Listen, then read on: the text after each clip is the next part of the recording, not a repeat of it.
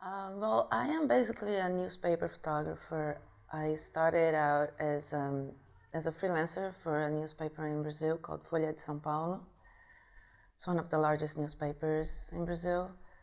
And I started freelancing, and I went on to be a staff photographer.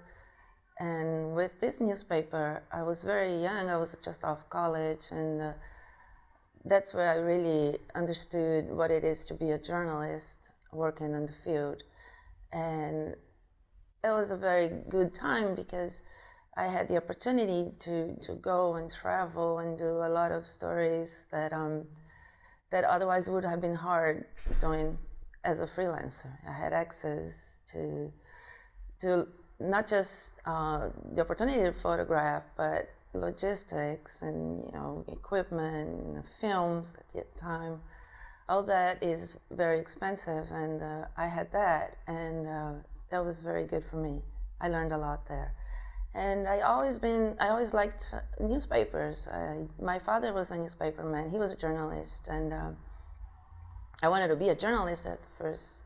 So I went to journalism school. I always wanted to write, be a writer. But at some point along the way, I decided it was photography.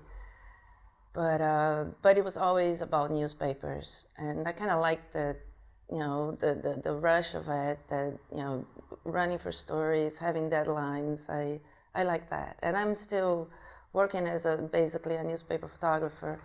I freelance. I'm based in Mexico City now, and most of my clients are newspapers.